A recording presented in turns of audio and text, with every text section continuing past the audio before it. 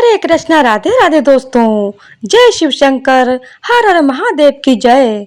हे कैलाशपति, हे नीलकंठ, हे करुणा के सागर, आपका स्मरण मात्र जीवन के सभी दुख और कलेशों को हर लेता है। आज भाद्रपद माह के शुक्ल पक्ष की इस पावन शुक्र प्रदोष पर हम सभी श्रद्धा और भक्ति के साथ भगवान भोलेनाथ का ध्यान करते हैं, जो केवल संहारक ही नहीं बल्कि सृष्टि के पालनहार और कल्याणकर्ता भी हैं। हम प्रभु शिव के साथ माता पार्वती जी को, भगवान श्री गणेश जी को, भगवान कार्तिकेय जी को और समस्त शिवगणों को विनम्र प्रणाम करते हैं। यह व्रत न केवल ग्रह दोषों को दूर करता है बल्कि मन, वचन और कर्म को भी पवित्र बनाता है। शास्त्रों में कहा गया है कि जो भी श्रद्धा से प्रदोष व्रत कथा का श्रवण करता है, उसके सभी पाप नष्ट हो जाते हैं, रोग दुख दूर होते हैं और जीवन में शांति व सुख समृद्धि का वास होता है। भगवान शिव की कथा सुनना मानो स्वयं उनके श्री मुख से अमृत समान वाणी का रसपान करना है। प्रदोष व्रत रखने से शिव कृपा से आरोग्य, धन, सुख, समृद्धि और मनोकामनाओं की पूर्ति होती है। यह व्रत सभी प्रकार के कष्टों, दोषों और पापों से मुक्ति दिलाता है, साधक को आध्यात्मिक उन्नति प्रदान करता है और जीवन में शांति व सफलता का मार्ग प्रशस्त करता है। स्कंद और शिव पुराण जैसे धर्म ग्रंथों में इस व्रत की महिमा का अत्यंत विस्तार से वर्णन किया गया है। त्रयोदशी एक चंद्र तिथि है, अर्थात हिंदू महीने का 13वां दिन, जबकि प्रदोष व्रत इसी त्रयोदशी तिथि के दौरान प्रदोष काल में भगवान शिव की पूजा करने का पावन संकल्प है। त्रयोदशी तिथि पर प्रदोष काल अर्थात सूर्यास्त के बाद का समय शिव जी की आराधना के लिए विशेष रूप से महत्वपूर्ण माना गया है और इसी पूजा को प्रदोष व्रत कहते हैं। इसीलिए यह व्रत सदैव त्रयोदशी तिथि को ही रखा जाता है। अतः हे भक्तों, आप सभी से निवेदन है कि इस कथा को पूर्ण श्रद्धा, एकाग्रता और भक्ति भाव से सुने, ताकि महादेव की कृपा से आपके जीवन में आनंद, शांति और सफलता का प्रकाश हो। हर हर महादेव। कथा के अनुसार प्राचीन समय में एक नगर में 3 मित्र रहा करते थे। तीनों ही आपस में घनिष्ठ मित्र थे। इन तीनों में एक राजा का बेटा था, दूसरा ब्राह्मण पुत्र और तीसरा एक सेठ का पुत्र था। राजकुमार और ब्राह्मण के पुत्र का तो विवाह हो चुका था, लेकिन सेठ के पुत्र के विवाह के बाद गौना नहीं हुआ था। एक दिन तीनों मित्र आपस में नारियों पर चर्चा कर रहे थे। ब्राह्मण पुत्र ने नारियों की प्रशंसा करते हुए कहा कि नारी के बिना घर भूतों का डेरा होता है। यह वचन सुनकर सेठ के पुत्र ने अपनी पत्नी को घर लाने का तुरंत निश्चय किया। अब सेठ का पुत्र अपने घर गया और अपने माता पिता को इस बारे में बताया। तब उसके माता पिता ने अपने बेटे से कहा कि बेटा, अभी शुक्र देवता डूबे हुए हैं। इन दिनों में बहू बेटियों को उनके घर से विदा कराकर लाना शुभ नहीं होता है। इसीलिए शुक्रोदय के बाद ही तुम अपनी पत्नी को विदा करा कर ले आना। सेठ का पुत्र अपनी जिद पर अड़ा रहा और पत्नी को लेने ससुराल जा पहुंचा। सास ससुर ने भी उसको बहुत समझाने की कोशिश की, किंतु वह नहीं माना। अंत में विवश होकर उन्हें अपनी कन्या को विदा करना पड़ा। ससुराल से विदा होकर सेठ का पुत्र अपनी पत्नी के साथ नगर से बाहर निकला ही था कि उनकी बैलगाड़ी का पहिया टूट गया और एक बैल की टांग भी टूट गई। पत्नी को भी बहुत चोट आई। सेठ के पुत्र ने आगे चलने का प्रयास जारी रखा। कुछ दूर आगे बढ़े थे कि तभी कुछ डाकुओं ने उन्हें घेर लिया और वे उनका सारा धन लूट कर ले गए। अब किसी तरह सेठ पुत्र अपनी पत्नी के साथ जैसे तैसे रोता हुआ घर पहुंचा। तभी सांप ने उसे काट लिया। उसके पिता ने वैद्यों को बुलाया।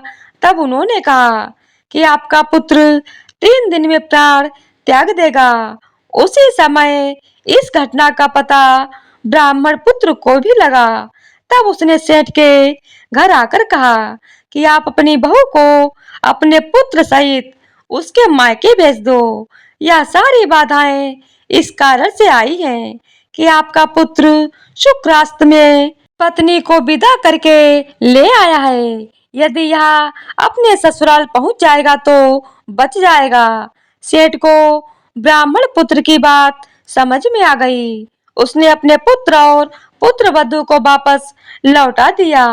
वहां पहुंचते ही सेठ पुत्र की हालत ठीक होने लगी और फिर उसने शेष जीवन अपनी पत्नी के साथ में सुखपूर्वक बिताया।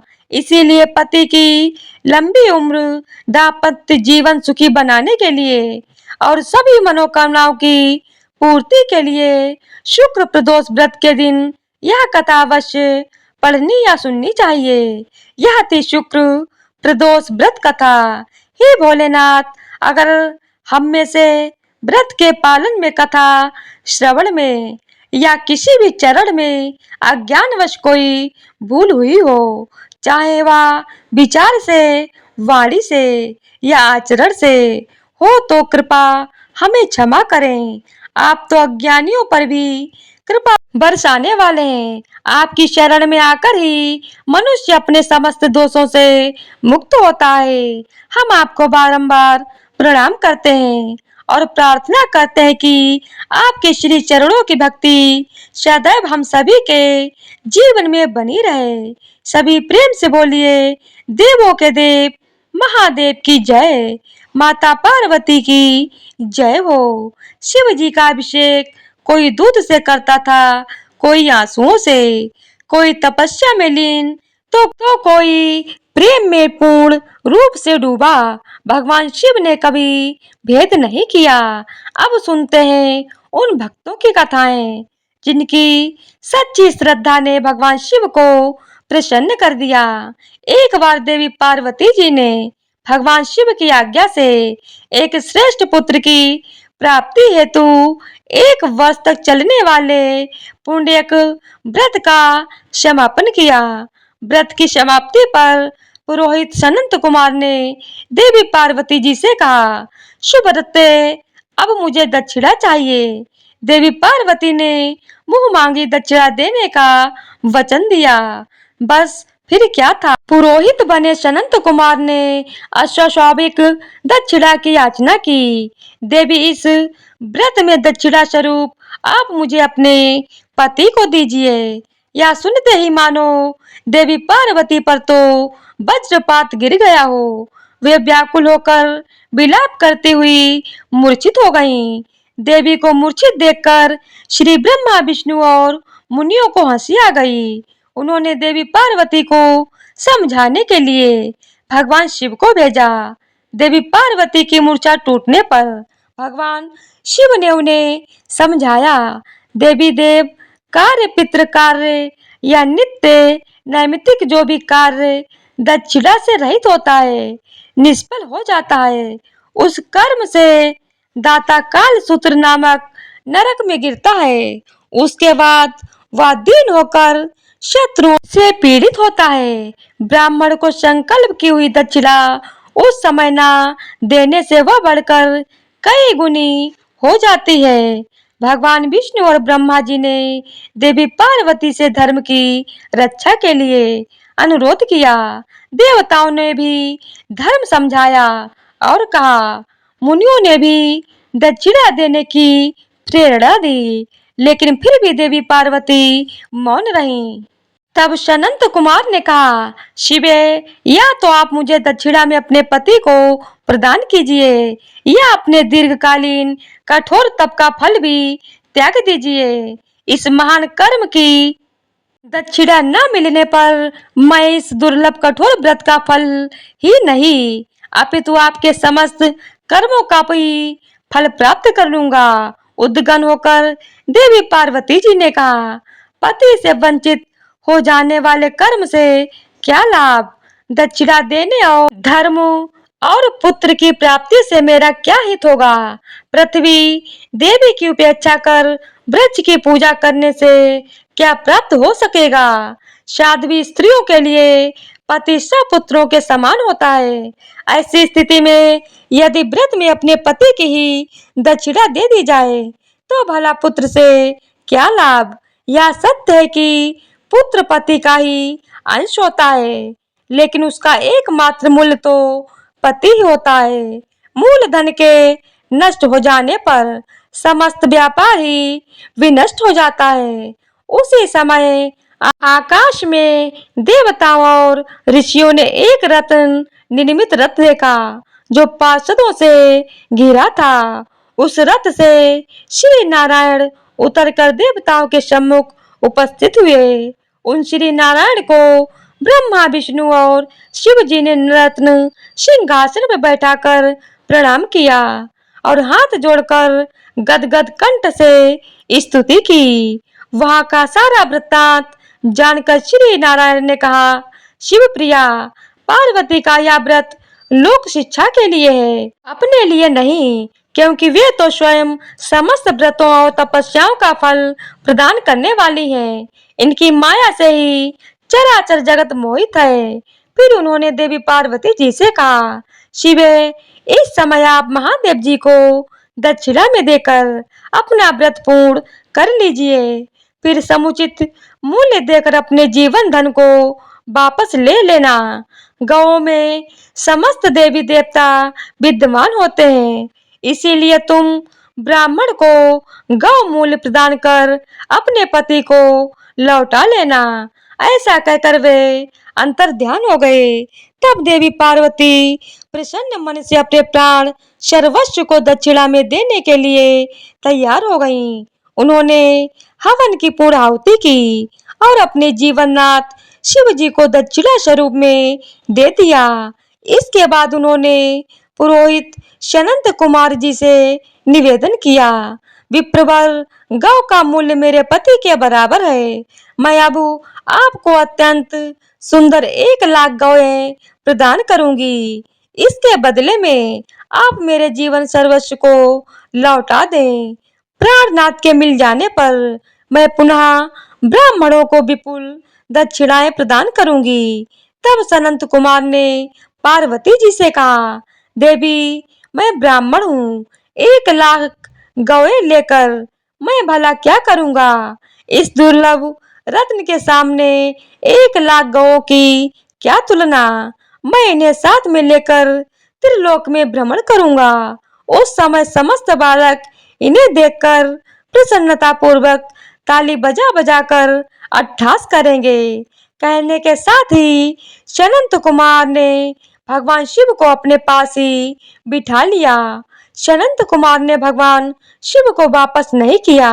यह देखकर और यह सुनकर देवी पार्वती जलहीन मछली की तरह झटपटाने लगीं।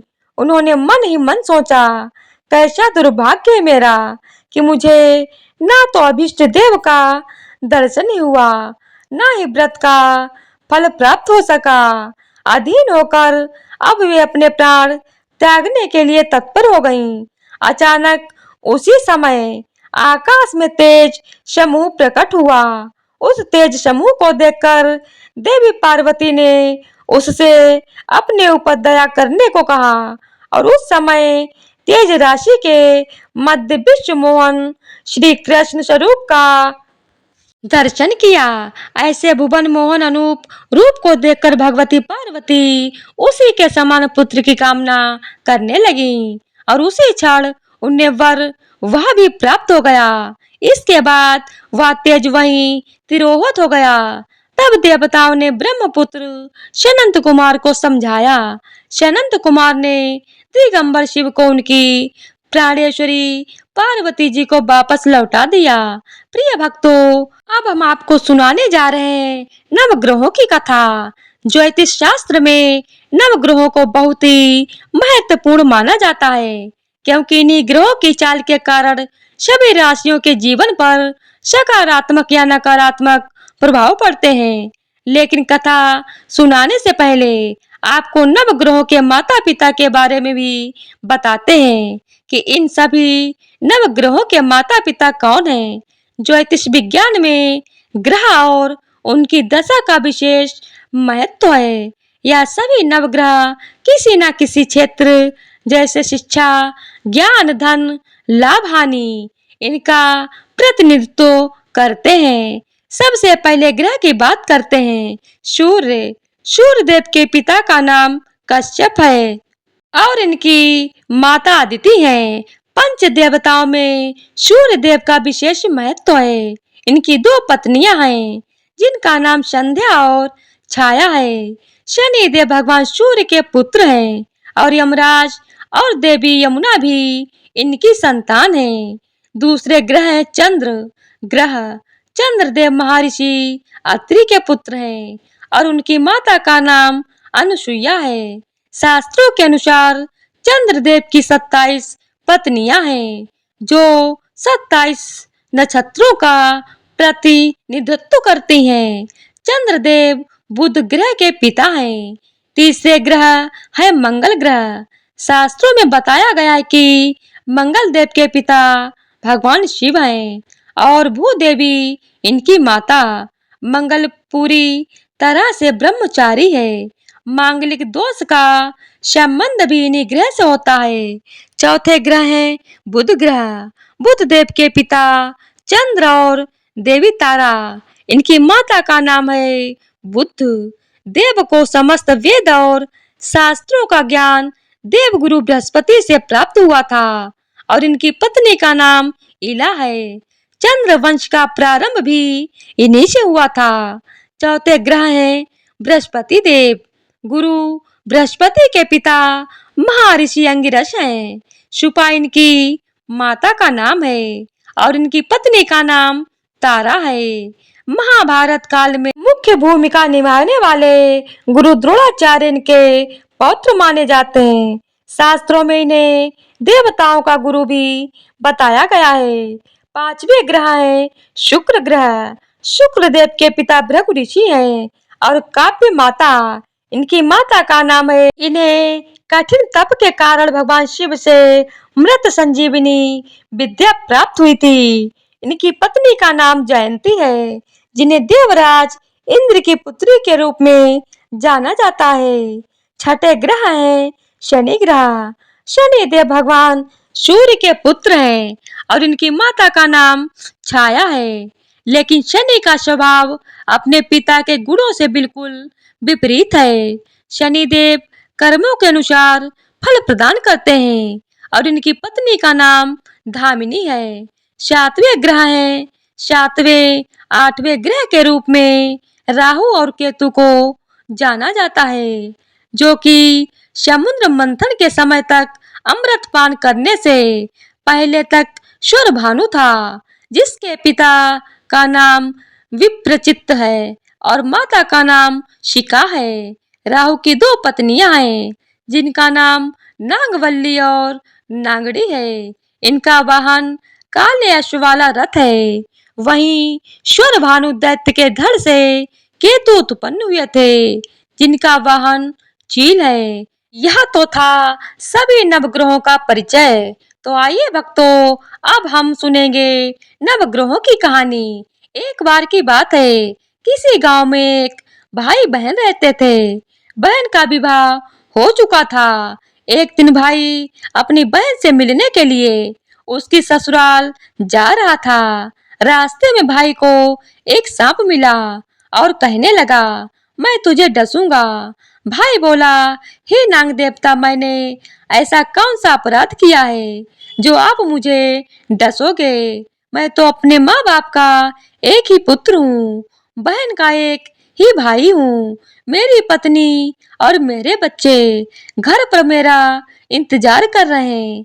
आप मुझे क्यों डसना चाहते हो? तब वह सांप बोला, तुम्हारे 9 ग्रहों की दशा लगी है, इसीलिए मैं तुम्हें डस लूंगा। जब सांप किसी भी तरह राजी नहीं हुआ तो वह बोला कि ठीक है, मैं अपनी बहन के घर उससे मिलने जा रहा हूँ।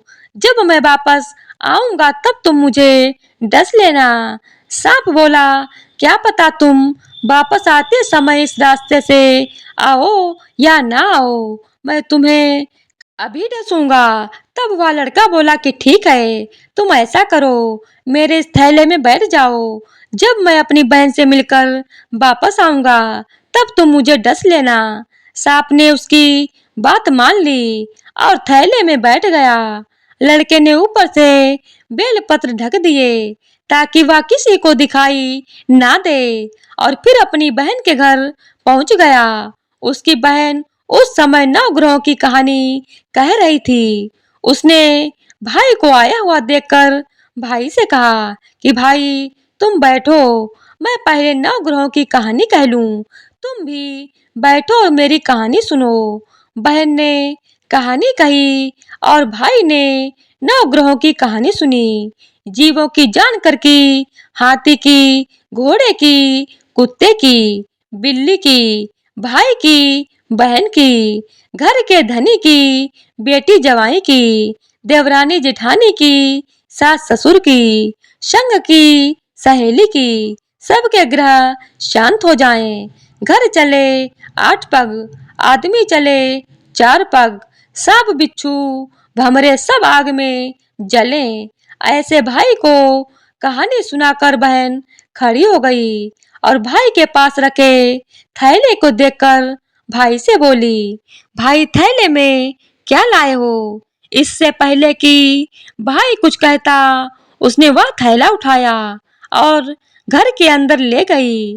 थैला खोलकर देखा तो बेलपत्र, केले और संतरे बन गए और सांप एक चमचमाता हुआ हार बन गया। जब हार पहनकर वह बहन बाहर आई तो बहन के गले में चमचमाता हार देखकर भाई बोला, बहन इतना कीमती हार तुम कहाँ से लाई हो? बहन बोली, भाई तुम ही तो लाए हो मेरे लिए। थैले में केले और संतरे के साथ हार भी तो था। भाई ने सुना तो हैरान रह गया और बोला, बहन उसमें हार नहीं बल्कि मेरी मृत्यु का सामान था। ऐसा कहकर उसने सारी बात अपनी बहन को बताई और फिर कहने लगी कि बहन यह तेरे ही नवग्रहों की कहानी का प्रभाव है जो वह सांप हार बन गया। अब यह हार तू ही रख ले। कुछ दिनों के बाद बहन के घर रहने के बाद जब भाई वापस चलने लगा तो बहन बोली, भाई तुम्हारे नवग्रहों की दशा लगी है, तुम घर जाकर भाभी से कहना कि वह नवग्रहों की कहानी कहे। ऐसा कहकर उसने अपने भाई को विदा किया। भाई जब अपने घर पहुंचा और जाकर अपनी पत्नी से बोला कि सुनो, हमारे नवग्रहों की दशा लगी है, हम नवग्रह की कहानी रोज कहा करेंगे। मैं कहूंगा और तुम सुनना, तुम कहोगी तो मैं सुनूंगा। फिर बोला, जाओ 1 लोटा जल का भरकर लाओ, साथ में चावल और चीनी के दाने भी लेकर आओ। उसकी पत्नी सारी सामग्री ले आई। कहानी कही जीव की, जानवर की, हाथी की, घोड़े की, कुत्ते की, बिल्ली की, देवरानी जेठानी की, सास ससुर की, घर के धनी की, बेटी जवाई की, भाई बहन की, सबके नवग्रह शांत हो जाइयो। घर चले 8 पग, आदमी चले 4 पग, सांप बिच्छू भंवरे सब आग में जल जाइयो। सभी नवग्रहों को नमस्कार है। जैसे नवग्रहों की दशा भाई की उतरी, वैसे ही इस कहानी को कहते, सुनते और हुंकार भरते सबकी उतरे। सब पर नव ग्रहों की कृपा बनी रहे। तो प्रेम से बोलिए हर हर महादेव। तो आज की वीडियो अगर आप लोगों को पसंद आई हो तो वीडियो को लाइक, शेयर और चैनल को सब्सक्राइब कर दीजिएगा। धन्यवाद।